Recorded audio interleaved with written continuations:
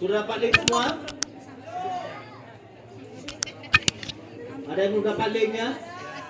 Syederalun, pemilihan Ketua OSIS SMKN 1 Jeni Piren yang berlangsung pada Senin 26 September 2022 tidak secara manual seperti biasanya, tetapi dilakukan dengan sistem e-voting menggunakan Google Form melalui smartphone masing-masing siswa.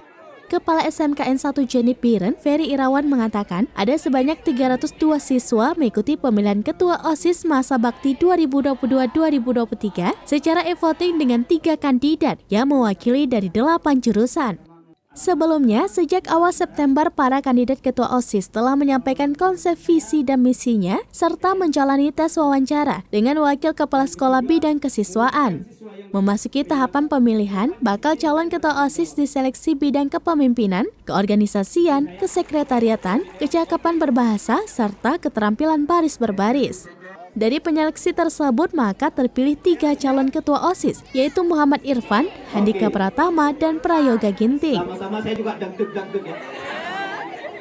Hasil pemilihan, Handika Pratama dari kelas 11 TKR dari jurusan Teknik Otomotif terpilih sebagai Ketua OSIS periode 2022-2023 dengan meraih 138 suara atau 45,69%. Perolehan suara terbanyak didapatkan oleh nomor urut 1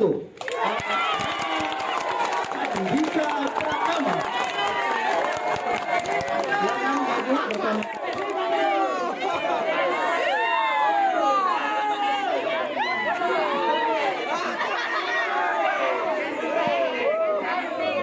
Oke, nomor urut 1 Handika Pratama dengan jumlah perolehan suara sebanyak 122 dengan persentase 47,9%.